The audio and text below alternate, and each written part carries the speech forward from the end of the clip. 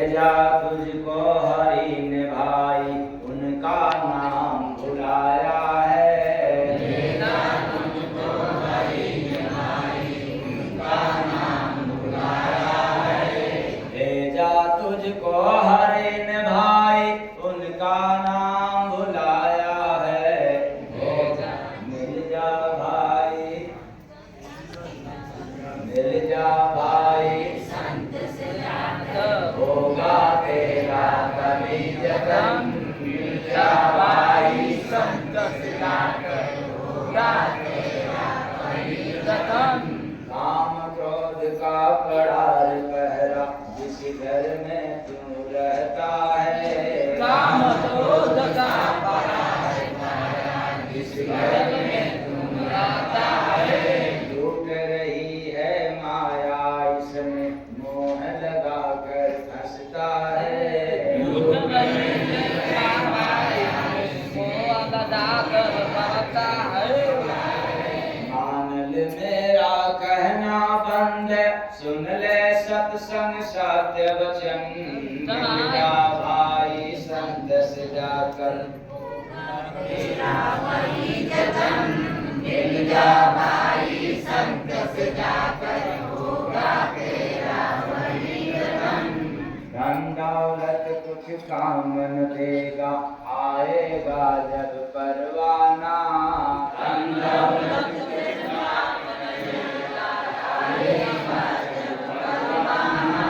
पंछी पिंजरा छोड़ उड़ेगा, होगा रे तब पछताना। पंछी पिंजरा छोड़ उड़ेगा, होगा रे तब पछताना। भक्ति सेवा दिल से कर ले, लग जाएगा प्रेम लगन।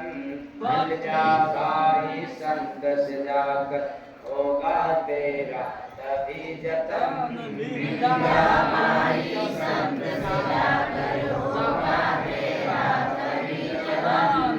बीता बचपन चढ़ा जवानी, माया का रस पीता है।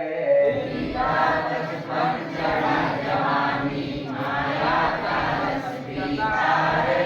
चौथे पन में करूँगा भक्ति, कहता मन तेरा जीता है। चौथे पन में करूँगा भक्ति, कहता मन तेरा जीता है। मन हारेगा संत कृपा से, होगा तब रे नाम भजन। मिल जा भाई संत से जाकर, होगा तेरा तभी जतन। मिल जा भाई, संत से जाकर होगा तेरा तभी जतन। माटी का घर पाया बंद, माटी में मिल जाएगा। माटी का घर पाया बंद, माटी में मिल जाएगा। हरि भजन ना करेगा इसमें, जन्म जन्म पछताएगा। हरि भजन ना करेगा इसमें, जन्म जन्म पछताएगा। जय गुरु वंदे नाम से जानो, कहाँ है तेरा निज वतन। जय जा भाई संत से जाकर, होगा तेरा तभी जतन। मिल जा भाई, संत से जाकर होगा तेरा तभी जतन। है माटी के पुतले, कर ले अब से हरि भजन। है माटी के पुतले, कर ले अब से हरि भजन। साहेब सबका, साहेब सबका।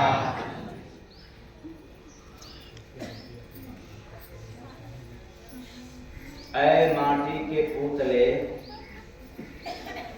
कर ले अब से हरि भजन। यह मनुष्य का तन हीरा मोती सोना चांदी से बना हुआ है, या पंच भौतिक शरीर मिट्टी का बना हुआ है।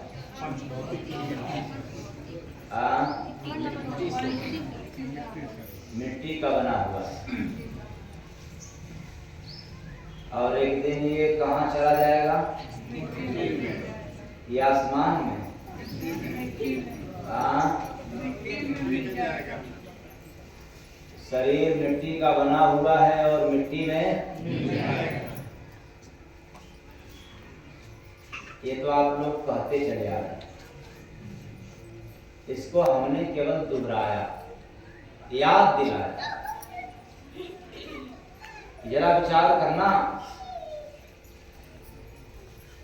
अगर आपके पास कुछ ज्ञान हो गया, कुछ रूप हो गया, कुछ पद मिल गया, कुछ धन मिल गया, ये भूल जाते हो कि यह तन मिट्टी का नहीं है, ये तन तो धन वाला है। ये तन मिट्टी का नहीं है, ये तन रूप वाला है।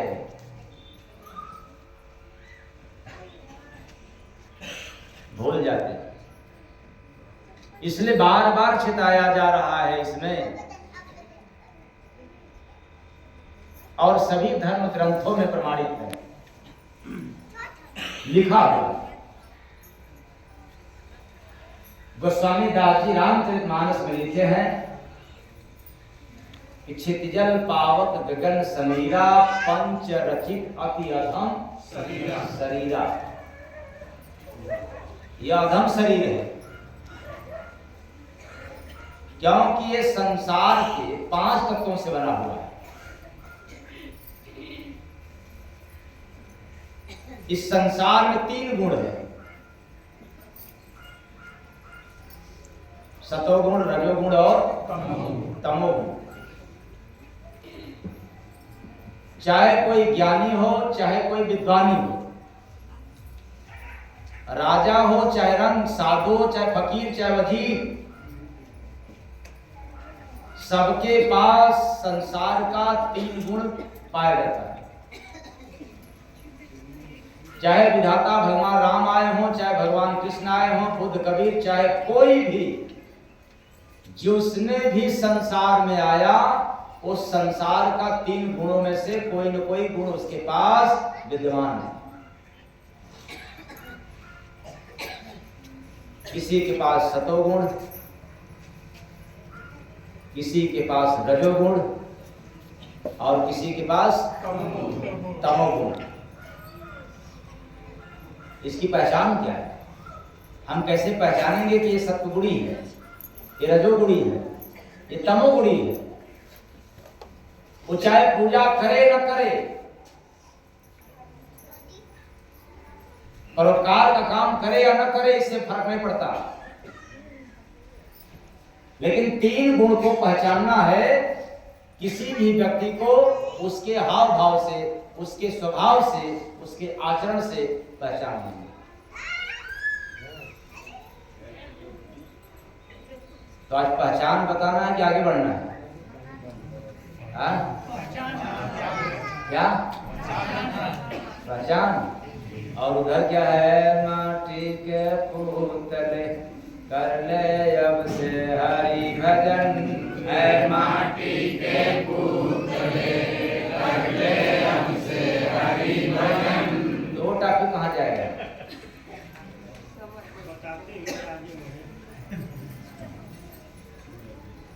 तब थोड़ा चटनी, थोड़ा अचार, थोड़ा रायता। हम लोग समझ दे रहे हैं, आप अपना समय स्वामी बताइए, बता दीजिए। तो संसार में 3 गुण है, चाहे कोई पंडा हो, कोई पुजारी हो, नव्य हो, सबके पास रहता है। जिसको बात बात में बार बार गुस्सा आता है, आप लोग अपने गिरबान में झांक करके देख लेना, तो चाहे सणसी का पापा सणसी के मम्मी पर ही क्यों न गुस्साते, मतलब इससे नहीं है। चाहे माँ अपने बेटा बेटी पर, या पत्नी अपने पति पर ही क्यों न गुस्साए, या पड़ोसी पड़ोसी को देख करके क्यों न गुस्साए, मतलब इससे नहीं है। यदि उसको बार बार गुस्सा आ रहा है, अकारण भी गुस्सा आता हो, तो तामसी, उसके अंदर तमोगुण है। भगवान भोलेनाथ का गुण उसके अंदर है।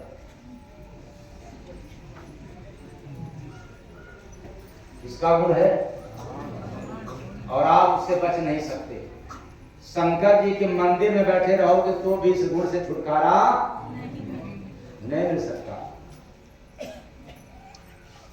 उसके बाद ये जितने नशाखोर हैं, जितने नशा करते हैं और तामसी भोजन, जिनको तामस भोजन पसंद है, मतलब चटपटा, अंडा, मीट, मांस, और चटपटा में क्या है? पास्ता, चाउमीन, मैगी बैगी, जो भी आपको समझ लेना, छोला समोसा, इस तरह की भोजन उसको अधिक प्रिय है, ज्यादा पसंद है, तो उसके अंदर बाबा भोलेनाथ का गुण है, तमोगुणी है, तामसी है।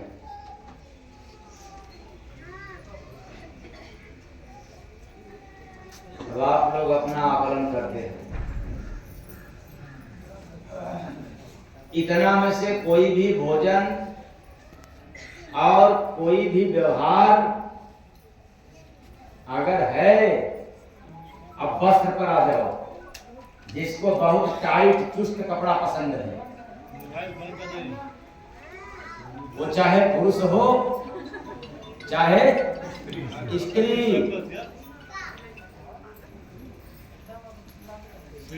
जिसके बदन पे कपड़ा कम से कम हो, उसके अंदर किसका गुण है? शंकर भगवान।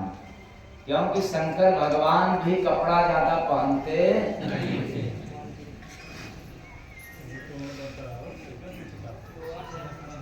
उनका तो पोशाक ही है, कमर में मृगशाला, गले में सर्पों की माला, और सामने दर्शन देने के लिए खड़े हो जाए तो मैदान छोड़ भाग जाला। क्योंकि पता नहीं बाबा भोलेनाथ मस्त होकर के जब आशीर्वाद देना चाहे तो कोई सड़क जाता।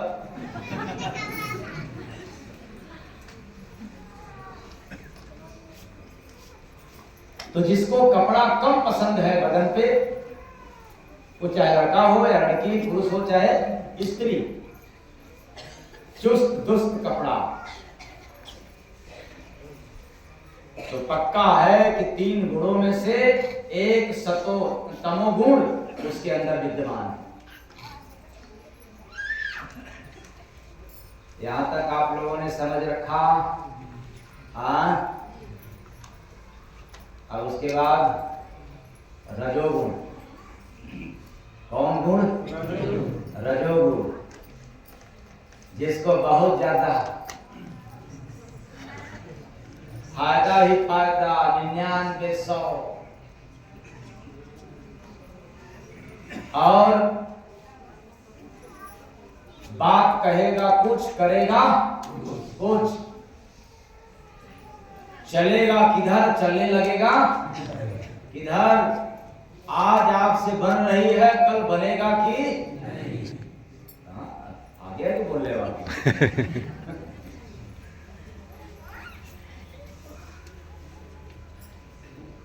और खूब शौक श्रृंगार ऐशो आराम, किसी भी चीज का शौक,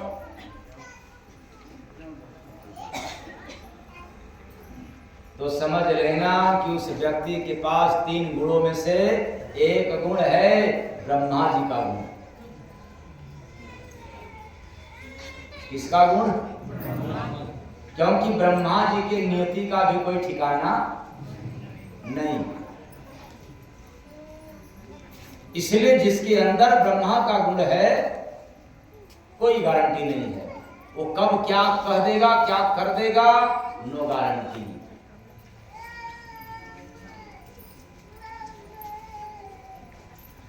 अब आया कौन गुण? सतोगुण, जिसको सादगी पसंद है, सादा भोजन भी सादा,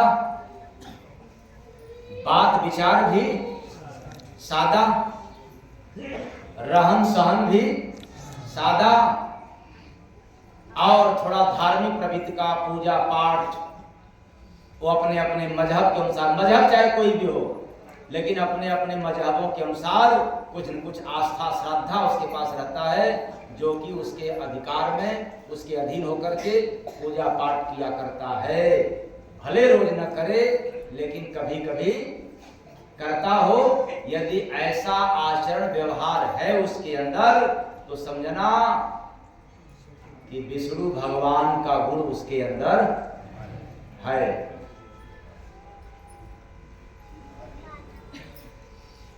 सतोगुण। कौन गुण? सतोगुण। झूठ फरेब से थोड़ा दूरी,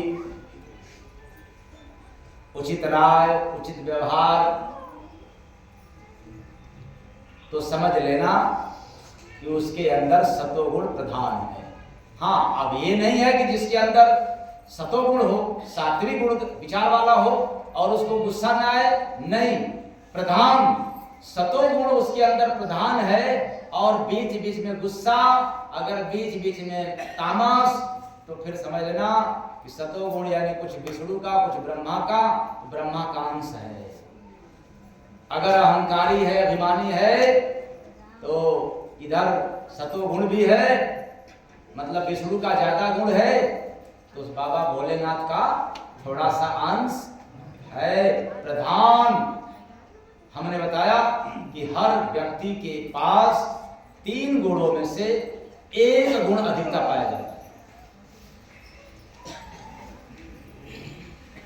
अब तीनों गुणों का टैली किया जाए, मिलन किया जाए, एक बात समझ में आता है कि सतोगुण ही सबसे सर्वोपरि होता है। यानी विष्णु भगवान का गुण जिसके अंदर है, वो इंसान भरोसेमंद पाए जाते हैं।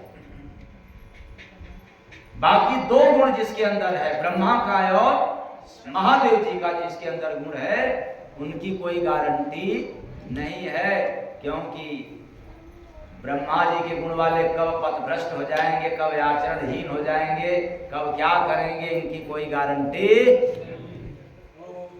और आजकल के जो लड़के लड़कियां घर छोड़कर के भागना पसंद करते हैं, और भगवान नारद मुनि जैसा और सुपुणखा, रावण की बहन सुपुणखा जैसी लोग शादी करना चाहते हैं बिना हुआ की, तो समझ लेना कि उनके पास किसका गुण है? ब्रह्मा जी का। किसका? ब्रह्मा जी का। तो इसमें जितने लोग बैठे हैं, आज अपना अपना आंकड़ा लग जाएगा ना। ऐ माटी के पुतले कर ले अब से हरि भजन, ऐ माटी के पुतले कर ले अब से हरि भजन। इस मिट्टी के पुतला को आज समझना है कि हम लोग 3 गुणों में ही जीवन यापन करना है। अब 3 गुणों से पार जाना हो,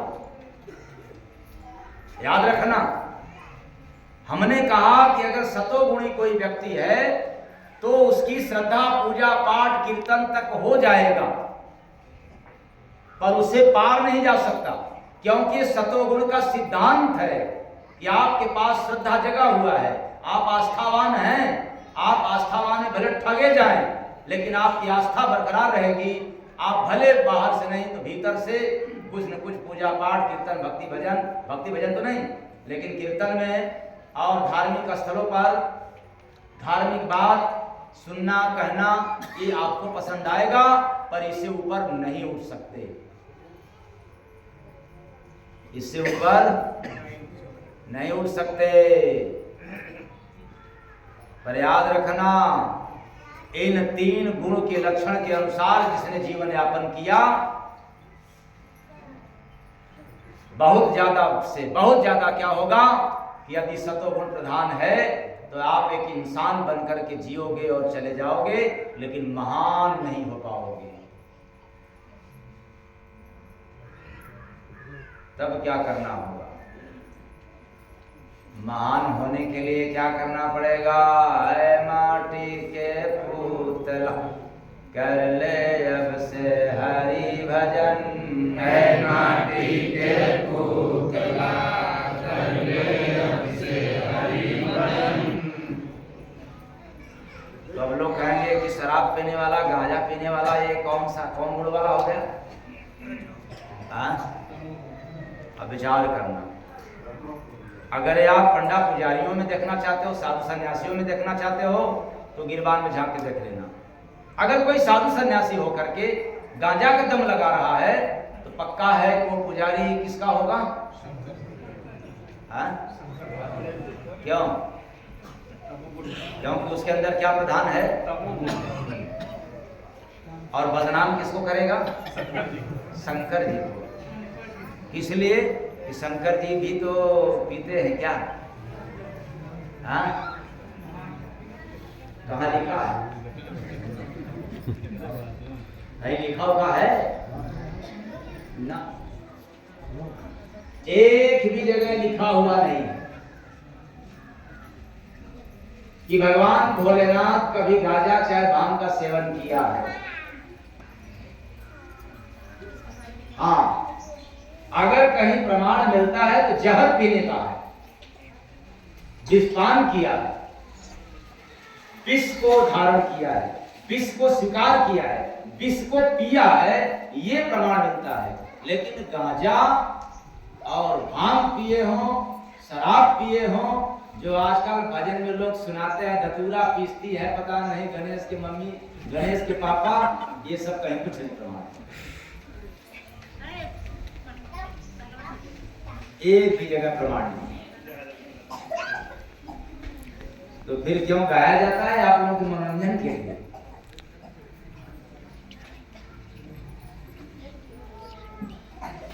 जैसे कभी कभी पहले भजन में लोग सुनाया करते थे कि कभी राम बन के, कभी श्याम बन के,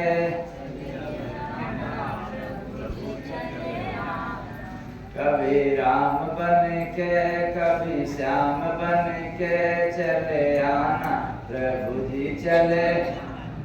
कितने गाने वालों के पास आए? ये आपके मनोरंजन के लिए।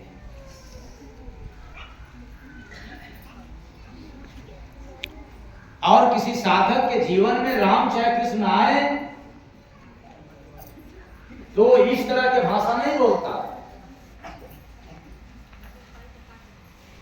क्योंकि राम के आते ही वो राम के गुणगान में मस्त हो जाता है, लीन हो जाता है। फिर उसको ये मौका नहीं मिलता कि राम बन के कभी फिर श्याम का नाम। अगर राम आ गए तो राम में खो गया, और घनश्याम आ गए तो श्याम में खो गया। इसका प्रमाण क्या है? मीरा। इसकी प्रमाण मीरा है, क्योंकि मीरा श्याम में लीन थी। मेरे तो गिरधर गोपाल दूसरो ना कोई। मीरा दीवानी थी कृष्ण की, और जिसके जुबान पे, जिसके व्यवहार में केवल केशव केशव, कृष्ण कृष्ण कृष्ण, और जब आती है काशी में रविदास जी से नाम दीक्षा लेती है, तो नाम मिलता है कि भाई राम जपा करो, राम नाम। अब जरा विचार करो, जिसने बाल्यावस्था से कृष्ण नाम की दीवानी, और उसको एक बैग मिल जाता है काशी में नाम कि राम नाम। फिर घटना क्या घटा मीरा के जीवन में? क्योंकि गुरु दीक्षा मिला, गुरु के माध्यम से राम नाम मिला, तो कृष्ण नाम को छोड़ करके राम नाम जपने लगी। लेकिन एक अनहोनी होने लगता था, क्या कि जपती थी नाम राम का और दर्शन होता था श्याम। प्रेम से बोले सद्गुरु भगवान की जय। बड़ी विडंबना।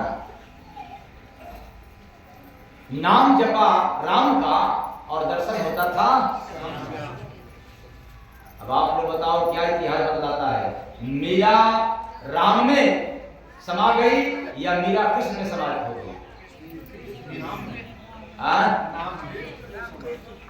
किस नाम में?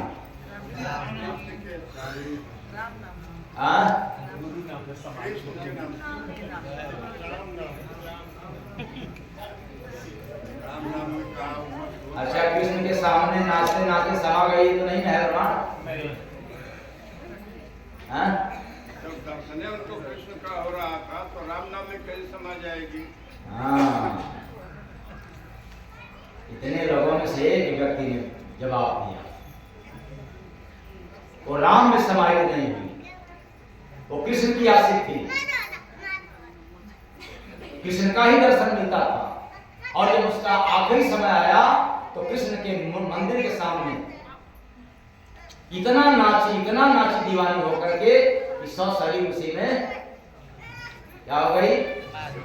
समाहित हो गई। किसमें? कृष्ण में। नाम किसका लेती थी? राम का। दर्शन किसका मिलता था? तो उसके जीवन में असमंजस पैदा हुआ। मीरा सवाल करती है कि गुरुदेव, नाम आपने दिया राम का, लेती तो हूं, लेकिन दर्शन तो कन्हैया का ही मिलता है। हमें बार बार उन्हीं का मिलता है। अब आप ही बताएं कि इसमें क्या किया जाए? तो गुरु ने रास्ता निकाला।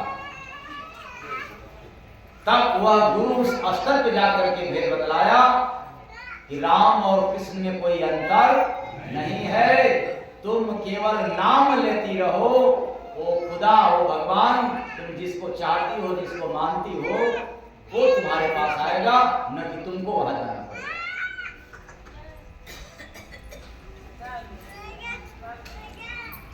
और मीरा कभी नहीं गाई है कि पायो जी मैंने कृष्ण नाम, लेकिन जैसे ही गुरु के मुख से नाम पाती है राम का, वैसे ही गाना शुरू कर देती है कि पायो जी मैंने राम रतन धन पायो। लेकिन इसके बाद भी कृष्ण में ही समाहित हुई।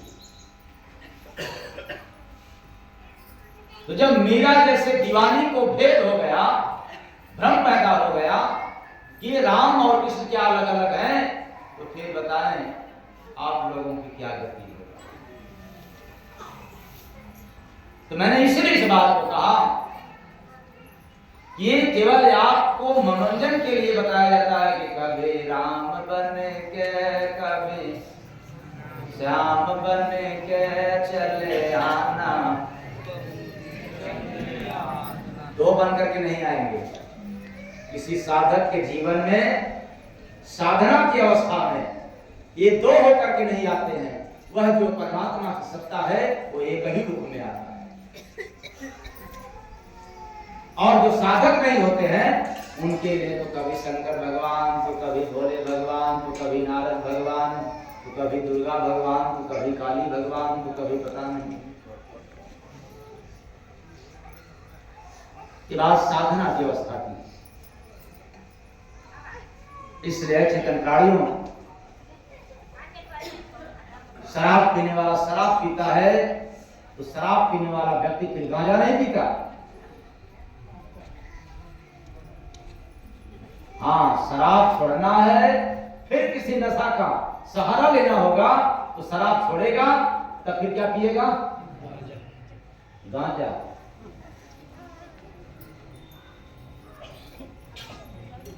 पर एक बात और याद रखना, जब बात शराब की आ रही है, शराब पीकर सच बोलने वाले को दुनिया शराबी कहती है। बेशक शराब पी लिया हो और एकदम ईमानदारी का वचन बोल रहा है, फिर भी दुनिया क्या कहती है?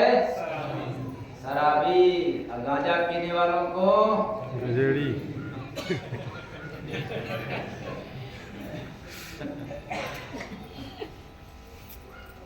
अब भांग खाने वालों को भंगेड़ी। तो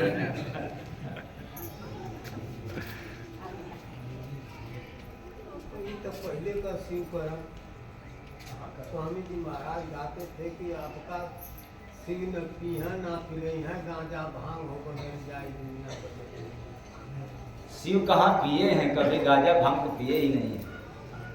ये तो गजेड़ी लोगों ने बदनाम किया ना, वो कहाँ पे। अपने स्वार्थ के लिए लोग तो शराब पीकर आप बेशक शराब पी करके सच बोल रहे हो, फिर भी दुनिया मानने को तैयार नहीं है, क्योंकि आपको शराबी कहेगी, और चरणामृत पी करके झूठ बोलने वालों को भी दुनिया क्या कहती है, ये तो भक्त कहला। चरणामृत पी करके याद रखना, शराब का गुण और चरणामृत का गुण, दोनों के गुणों में अंतर है। इसलिए अचेतन प्राणियों,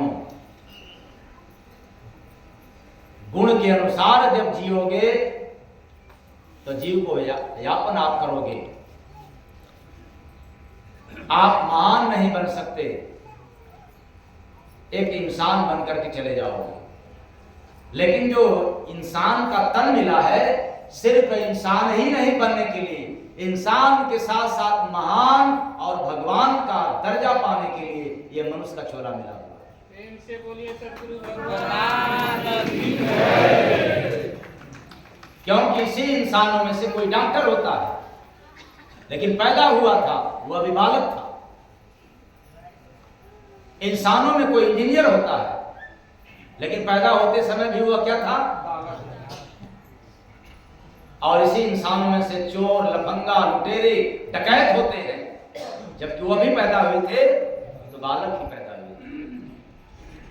ये शरीर मिला है मनुष्य का, ये मिट्टी का पुतला है। गुणों का प्रभाव, इसलिए चेतन प्राणियों, उसी तरह से जब भगवान राम आए थे तो 12 गुण लेकर के आए थे। कितने गुण? 12 कलाधारी थे। अब बात समझ में नहीं आता है कि संसार में केवल 12 ही कला है।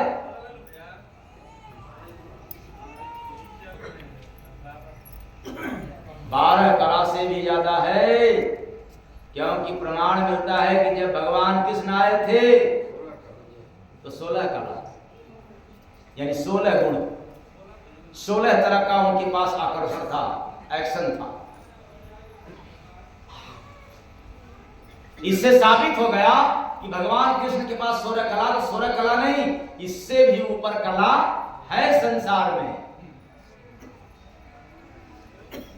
इसलिए राम के पास 12 कला, ये ब्रह्मा विष्णु महेश सब दरबार लगाते थे।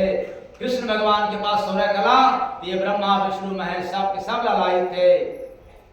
और जिसके पास आज भी 3 गुण के बाद अगर कोई गुण है तो उनके ब्रह्मा विष्णु महेश दरबार लगाया करते हैं। और जिनके पास गुण नहीं है वो तो 3 गुण में ही रह करके जीव को पार्जन करते हुए और श्री राम नाम सत्य है। आज तो सरकार अनंत कला, तो 3 गुणों से अगर पार चाहिए, 3 गुणों से ज्यादा आपके अंदर गुण विद्यमान हो, इसके लिए आपको जाना पड़ेगा किसी महात्मा के पास नहीं, तत्वदर्शी महात्मा के पास। किसके पास?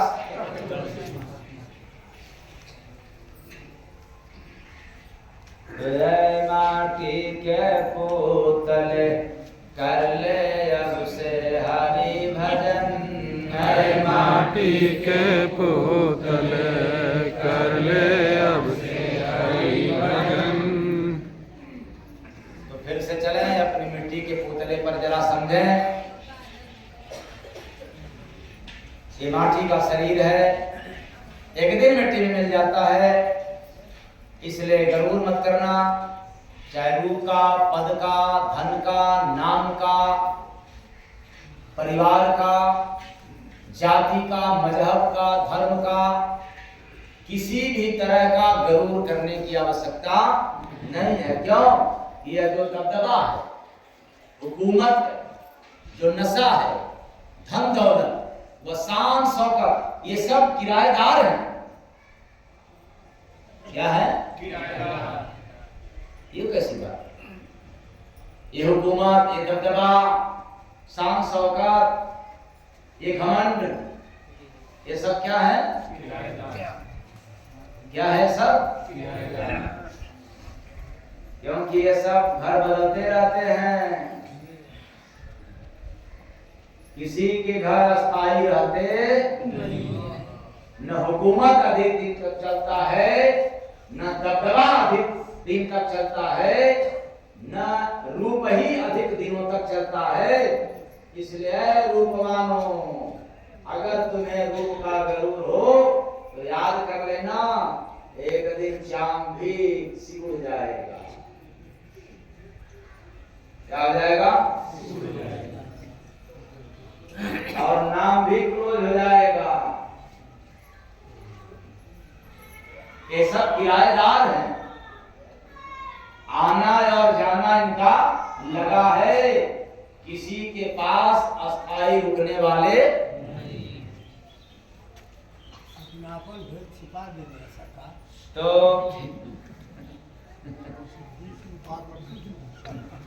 तो फिर क्या आपका है जो किराएदार में नहीं है? क्या है जो हमेशा रहने वाला है? जो बदलने वाला नहीं होता, वो है मुस्कुराहट। क्या? मुस्कुराहट। इतना ही नहीं, अपनापन। तो अपनापन में मत समझ लेना कि हमारे पास तो 4 लड़के लड़की हैं, बस यही अपने हो गए मियाँ बीवी, बाकी सब चाहे जहां जाए। अपनापन का मतलब है यदि आपको कोई देखे, आप देखो, ये अलग बात। अपनापन का उत्तर है, सिद्धांत है, गुण है। ये अपनापन का स्वभाव है कि आपको कोई देखे तो जितने लोग देखे उनको ये समझ में आए कि अपना है। ये है अपनापन। जैसे कोई बेटा मां को देखता है या मां अपने बेटे को देखती है तो अपनापन महसूस होता है ना? एक पत्नी जब अपने पति को देखती है तो अपनापन महसूस होता है। उसी तरह से पति भी अपने पत्नी को देखता है तो उसको अपनापन महसूस होता है। लेकिन ये तो बात रिश्ते की आ गई, ये तो सीमित हो गया। ये अपनापन में मोह है। क्या है? मोह है। और जहां मोह पैदा हो गया वहां व्यक्ति आंख रहते हुए अंधा है,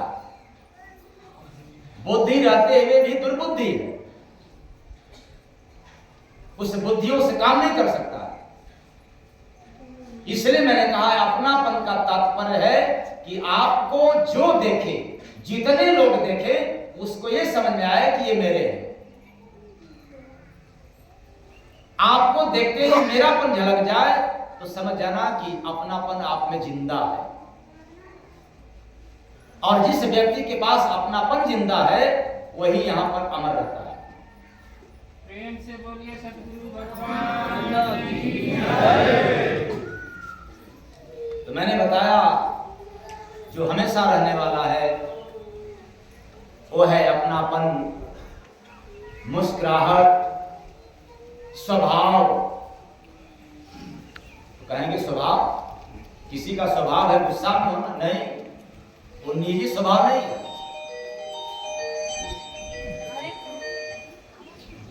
स्वभाव का तात्पर्य है निज स्वभाव। और निज स्वभाव का मतलब हुआ कि एक इंसान का, एक मनुष्य का स्वभाव क्या होना चाहिए? तो एक मनुष्य का स्वभाव है दूसरे मनुष्य की कद्र करना, प्राण की रक्षा करना, अथवा एक लाइन में समझा जाए तो किसी का नुकसान न करना। ये मनुष्य का निजी स्वभाव है। लेकिन यहां ठीक उल्टा है। अपने फायदे के लिए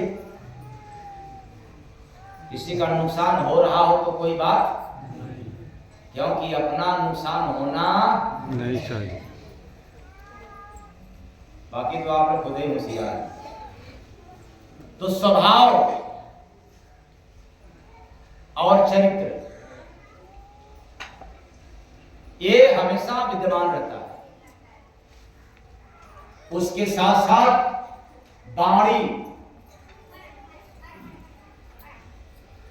ये बदलने वाले नहीं होते। वैसे कहा जाए मनुष्य का तन पा करके जिसके अंदर समाज में अपनापन झलकता हो, जिसके चेहरे पर हमेशा मुस्कुराहट रहता हो और जिसका चरित्र बढ़िया रहता है, वाणी सुंदर होती है, वो इसलिए किराएदार नहीं होते कि यहां से चले जाने के बाद भी इस संसार में वो चरित्र, वो सिद्धांत, वो अपनापन यहां जिंदा रहता है। आया ना? हाँ? जिंदा रहता है। तो आप लोग किस लिए आए हो? मरने के लिए कि जिंदा होने के लिए?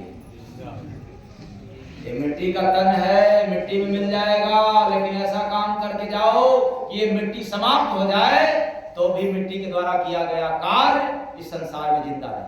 प्रेम से बोलिए सद्गुरु भगवान की जय।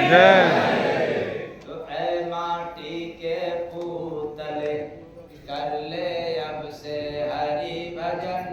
ऐ माटी के पुतले कर ले अब से हरि भजन।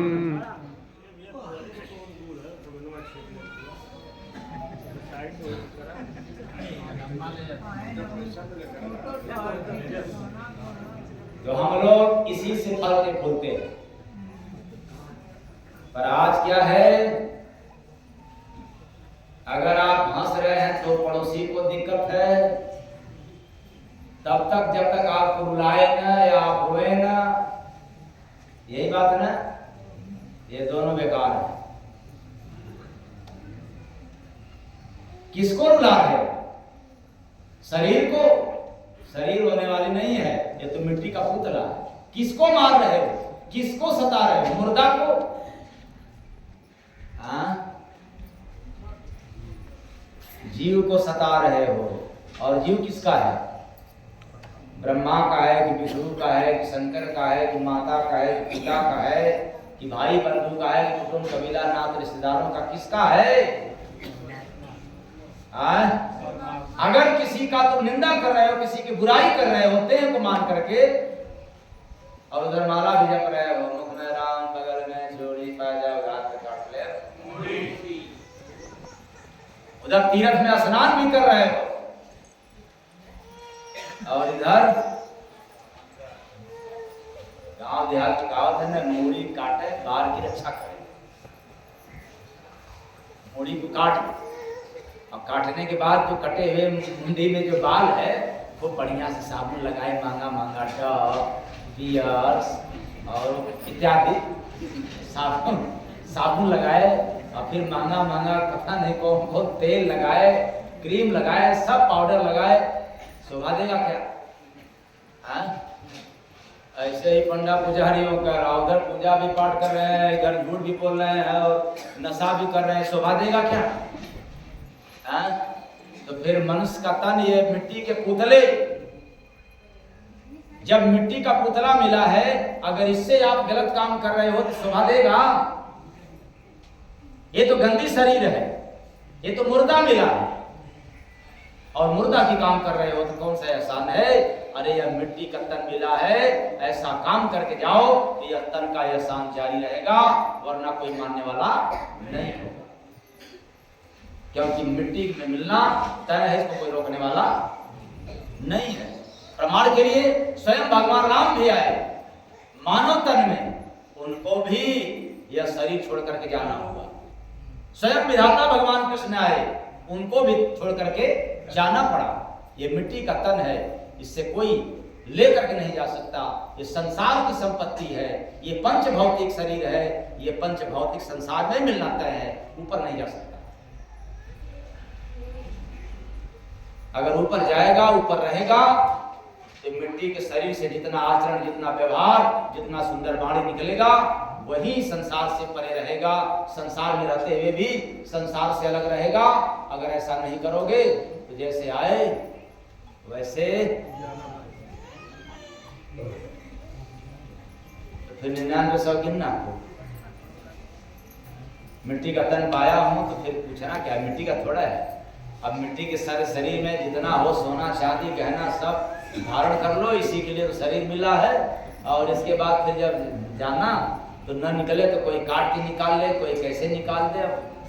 अरे सोना थोड़ा है, सोना थोड़ा कोई काटेगा। अरे चीरा लगा करके निकाल देगा, वो सोना की जाएगा। तुम्हारा जो है कि वो सोना काट के निकालेगा, नुकसान करने का तो मुर्दा हो गया। जानते हैं मुर्दा हो गया, तो मूल्य काट दो ना थोड़ा सा।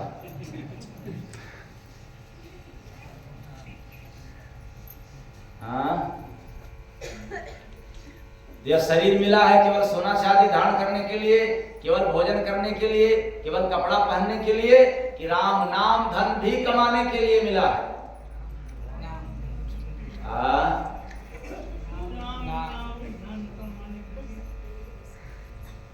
इसीलिए तो सुना रहा हूं, ये माटी के पुतले कर ले अब से हरि भजन। है माटी के पुतले कर ले अब से हरि भजन। इसी मिट्टी के तन से कोई डॉक्टर, कोई इंजीनियर, कोई नेता भी बन जाता है, कोई अधिकारी भी बन जाता है, कोई शैतान बन करके चला जाता है, कोई इंसान बन करके जाता है। और इसी मिट्टी के तन से कोई महान बन करके जाता है, और इसी मिट्टी के तन पा करके कोई भगवान भी बन करके जाता है। जय। इसलिए नेता अफसर बन गए, बने नहीं निशान। नेता अफसर बन गए, बने नहीं निशान।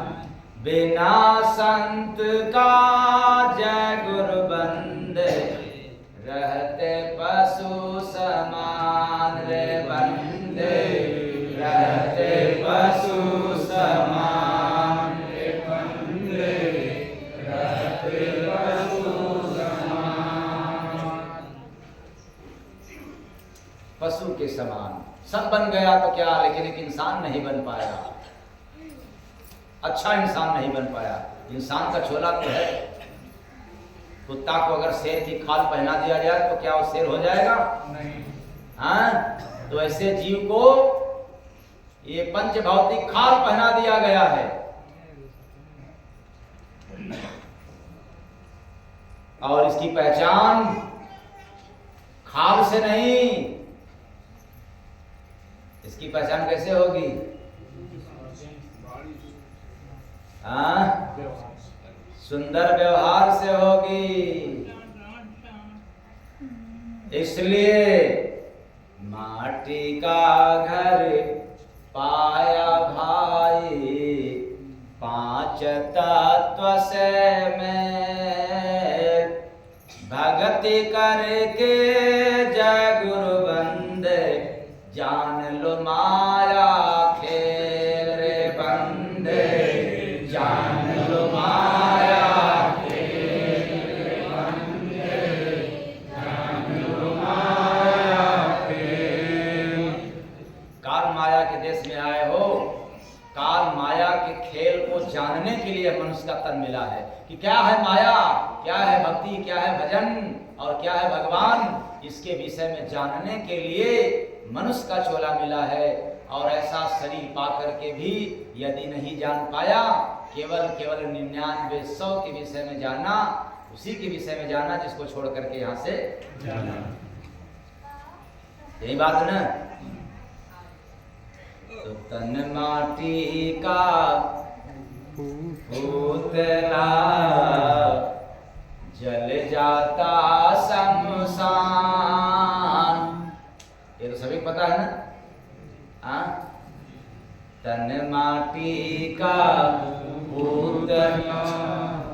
जल जाता शमशान। रूप रंग का जय गुरु बंदे, मत करना अभिमान रे बंदे, मत करना अभिमान रे बंदे, मत करना अभिमान। क्योंकि ये शरीर मिट्टी का है, अभिमान करने की कोई आवश्यकता नहीं है। जिस मिट्टी के तन को पा करके आप गरूर करते हो, अभिमान करते हो, ये टिकने वाला नहीं है। वैसे जैसे कच्चे घड़े में, मिट्टी के कच्चे घड़ा में यदि जल रख दिया जाए तो कितने देर तक टिकेगा, इसकी कोई गारंटी नहीं है। वो अपने आप गल करके पानी अलग हो जाएगा और मिट्टी अलग हो जाएगी। इसलिए मिट्टी का घड़ा है। तन माटी का पुतला, जल जाता शमशान। रूप रंग का जय गुरु बंदे, धन दौलत का जय गुरु बंदे, काम क्रोध का जय गुरु बंदे, मत करना अभिमान रे बंदे, मत करना अभिमान रे बंदे। जिस काया को खूब सजाया, जिस काया को खूब सजाया, अग्नि उसे जलाएगा, बिना भजन का अंत में बंद यम का लाठी खाएगा, बिना भजन का अंत में बंदे यम का लाठी खाएगा, बिना भजन का अंत में बंदे। रिश्ता नाता कुटुंब कबीला संग न कोई जाएगा, बिना यम का लाठी खाएगा, बिना भजन का अंत में बंदे। रोज देह को मल मल धोता, रोज देह को मल मल धोता, हर पल जीव तेरा है रोता, हर पल जीव तेरा है रोता। कष्ट जीव का देख न पाया, नर्तन फिर ना पाएगा, बिना भजन का अंत में बंद यम का लाठी खाएगा, बिना भजन का अंत में बंदे। यम का लाठी खाएगा, बिना भजन का अंत में बंदे। बढ़िया साबुन तेल लगाता, बढ़िया साबुन तेल लगाता, चेहरा क्रीम से रोज सजाता, चेहरा क्रीम से रोज सजाता, पहन के कपड़ा चलता टाइट। आगे की लाइन, झूठा शान दिखाएगा। आजकल देखते हैं आप लोग बाजारों में, दुकानों में प्लास्टिक का बना के रखे रहते हैं। हाँ? लड़का लड़की स्त्री और उसको कपड़ा पहना महंगा से महंगा, बड़ा सजा करके। लेकिन अगर वो घमंड करे किस काम का,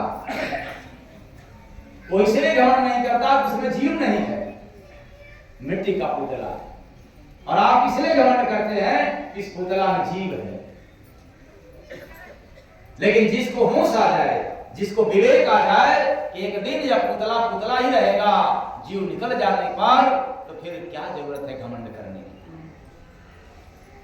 4 दिन की जिंदगी मिली है, सबसे हंस खेल करके, अच्छा व्यवहार करके, अगर कोई निंदा चुगलाई बुराई कर रहा है तो उसका शिकार करके, सहन करके नरम गरम 19 चाहे 20, चलो तुम ही 20 हम 19, चलो तुम ही 22 हम 18, जीवन यापन कर लेगा। वह व्यक्ति चतुर है जिसने विवेक पैदा कर लिया, जान लिया। और वो तो नादान है, ना समझ है, मूर्ख है। हम बड़े तुम बड़े हम बड़े, हम तुझे तेरे से छोटे नहीं। और जब वहां जाओगे तब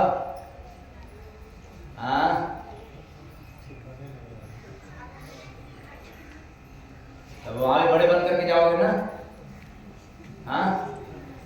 अच्छा, शमशान घाट तक तो बड़े बने रहोगे ना, वहां भी नहीं? क्या बात है। तो जिस काया को खूब सजाया, याद रखना, अग्नि उसे जलाएगा। किसको जलाएगा? मिट्टी के पुतला को कि जीव को? ये जल जाने वाला है, समाप्त हो जाने वाला है, इसलिए इसको नश्वर कहते हैं। और जो कभी नहीं जलने वाला है, कभी नाश न होने वाला है, उसको हम लोग जीव कहते हैं। क्या कहते हैं? जीव। कहां गया? जीव के रहते बड़ा सजाया, श्रृंगार किया। वो अभी किसका किया? मुर्दा का किया। जो मुर्दा में जिंदा है जीव, उसके विषय में कोई श्रृंगार नहीं किया। जिसके कारण जिंदा हो उसको भूल गया और शरीर को सब कुछ मान करके खूब सजाया बजाया, खूब श्रृंगार किया और घमंड किया, अहंकार किया। तो जिस काया को खूब सजाया, अग्नि उसे जलाएगा। कैसे जलाता है? सबसे पहले क्या जलता है? जिस पैर पर ज्यादा गंदा काम किए रहते हो, वही जल जाता है। वो सबसे पहले क्या हो जाता है?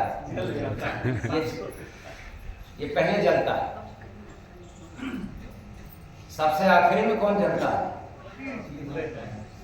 पीला चेस्ट और महिलाओं का कमर।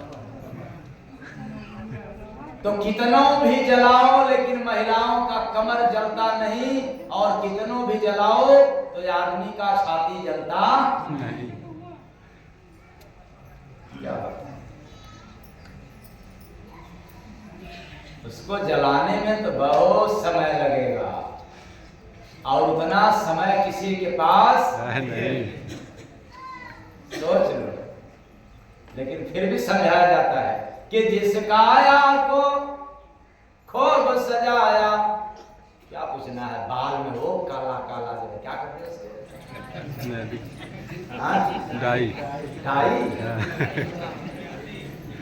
डाई तो हम सुनते हैं कि सरिया है।